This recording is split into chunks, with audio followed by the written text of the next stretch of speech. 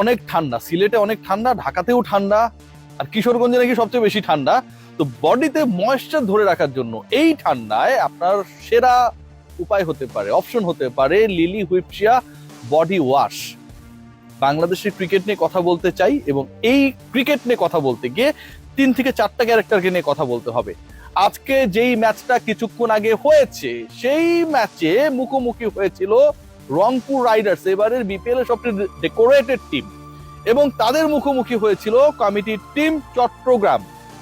চট্টগ্রামের যেই দলটার বিপক্ষে রংপুর খেলতে নামলো, রয়্যালসের বিপক্ষে রাইডার্সের যে ম্যাচটা হলো, সেই ম্যাচ দেখার পরে বাংলাদেশের এমন কোনো দর্শক নাই যে হতাশ হবে না। এই আলোচনা আমি আসছি, এবং এই টিমের ব্যবস্থাপনা এবং পরিকল্পনায় যারা রয়েছে তারা আসলে কি পরিকল্পনা করছে, ডেফিনেটলি কিছু পয়েন্টস রয়েছে, সেটা নিয়েও যথেষ্ট প্রশ্ন রয়েছে, সেই পয়েন্টও আমি আসছি। তবে তার আগে একটু রিশাদকে নিয়ে কথা বলতে চাই, তার আগে একটু সাকিব আল হাসানকে নিয়ে কথা বলতে চাই। সাকিব আল হাসানকে নিয়ে কথা বলেছেন ঢাকা ক্যাপিটালসের অন্যতম গুরুত্বপূর্ণ ক্রিকেটার তাসকিন আহমেদ, স্টেটমেন্ট দিয়েছেন। আমি সেই প্রশ্নটা করেছিলাম যে সাকিবের ক্ষেত্রে যে কোনো দল, ন্যাশনাল টিম হতে পারে, ফ্র্যাঞ্চাইজি ক্রিকেট হতে পারে, খেলার ক্ষেত্রে ফিটনেস কিছুই না। সাকিব আল হাসানের ক্ষেত্রে সাকিব আল হাসানের এক্সপেরিয়েন্স, অর্থাৎ তার অভিজ্ঞতা, তাকে এমন একটা জায়গায় নিয়ে গেছে যেটা এতটাই বিরল যে কোনো দল তাকে চাইতে পারে, চাইবে। এবং তাসকিন আহমেদ বলেছেন যে অনেকটা তিনি যেন অসহায়, কারণ বাংলাদেশের হয়ে এরকম একজন ক্রিকেটার যাকে যে কোনো দল চাইবে, তার ক্ষেত্রে কল নেয়ার সক্ষমতা তাসকিনের নেই, তার কন্ট্রোলে ব্যাপারটা নেই। তাসকিন খেলছেন ঢাকার হয়ে, এবং যাদের ব্র্যান্ডিং করলাম, এন্ডোর্সমেন্ট করলাম, সেই লিলি অরিক্স তারাও ঢাকা টিমের সাথে জড়িত। আজকে এই সাকিবের ডিসকাশন যখন করছি, তাসকিন আহমেদ যখন সেই কথা বলছে, রিশাদ হোসেন একই সময়ে মেলবোর্ন রেনেগেডস এর বিপক্ষে ওভার হ্যারিকেন্সের যে ম্যাচটা বিগ ব্যাশে হয়েছে, সেখানটায় আলো ছড়িয়েছেন আরো একবার, এবং সেখানটায় 2 উইকেট নিয়েছেন। মোহাম্মদ রিজওয়ানকে তিনি আউট করেছেন ফ্রেজার ম্যাকগার্ককে। অর্থাৎ মেলবোর্ন রেনেগেডস এর নাম্বার 3 and 4, টপ অর্ডারের একজন, মিডল অর্ডারের একজন, এই দুজন ব্যাটারকে রিশাদ হোসেন আউট করেছেন। 4 ওভার বল করেছেন, 34 রান দিয়েছেন, 2 উইকেট নিয়েছেন। এটা হাই স্কোরিং ম্যাচ। যেই দলের বিপক্ষে খেলাটা হয়েছে তারা করেছে 162, রিশাদ হোসেন 8 উইকেট নিয়ে এখনো ওই যে টপ লিস্টটা রয়েছে সেখানটায় রয়েছেন। রিশাদকে থ্যাঙ্কস দিতে হয় যে এরকম একটা গাটসি ডিসিশন নিয়েছেন not to play in the BPL. কারণ আজকের যে ম্যাচটা আমরা দেখলাম, আমি ওই কানেকশনটায় আসছি, রংপুর রাইডার্স ভার্সেস চিটং রয়্যালস, সেই ম্যাচটা আপনাকে হতাশ করবে, বিরক্ত করবে, এবং আসলে কাদের খেলা দেখছি সেই প্রশ্ন মনের মধ্যে জাগাবে। 72 ঘন্টা ময়েশ্চার লক সমৃদ্ধ লিলি বডি ওয়াশ, শিয়া বাটারের গুডনেস স্কিন রিপেয়ার করে রাখে সফট ও গ্লোয়িং। তাপস বৈশ্য, আমার অতি প্রিয় তাপস বৈশ্য, তিনি একটা স্ট্যাটাস দিয়েছেন যে বাংলাদেশ ক্রিকেট বোর্ড এবং বাংলাদেশ ক্রিকেট বোর্ডের যারা সিদ্ধান্ত গ্রহণের সাথে জড়িত, তারা নানা পরিকল্পনার কথা বলছেন, কিন্তু মাঠের ক্রিকেট যেটা হচ্ছে এটা যাচ্ছে তাই, এবং যেই ক্রিকেট গুলো চলার কথা সেই ক্রিকেট গুলো কোথাও নাই। এই যে একটা ঘটনা চলমান, সেটার জন্য সবচেয়ে বড় এক্সাম্পল হয়ে থাকলো আজকের বিপিএল এর 3rd ডের খেলা, এবং সেই দিনের প্রথম ম্যাচটা খেয়াল করে দেখুন যে চট্টগ্রামের যে দলটা মুখোমুখি হলো কিছুক্ষণ আগে রংপুর রাইডার্স এর, 7 উইকেটে রংপুর সেই ম্যাচটা জিতে নিয়েছে।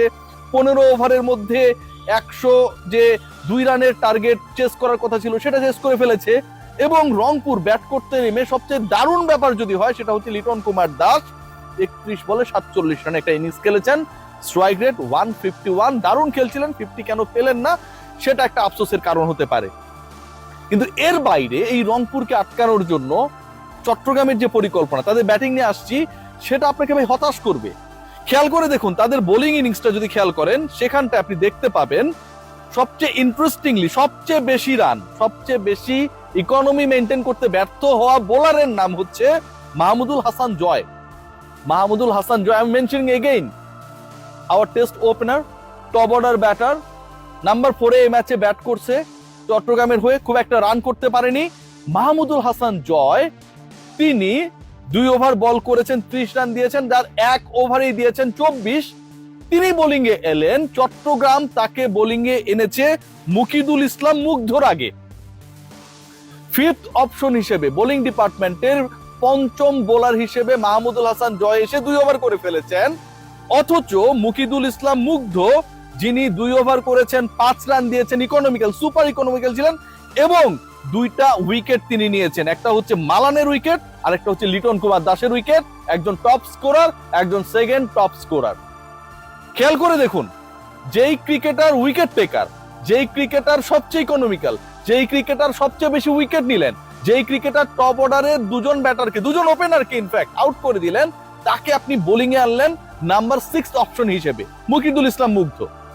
এবং এই মুগ্ধ লাস্ট যে এনসিএলটা হলো সেখানটাও কিন্তু টপ উইকেট টেকারদের একজন।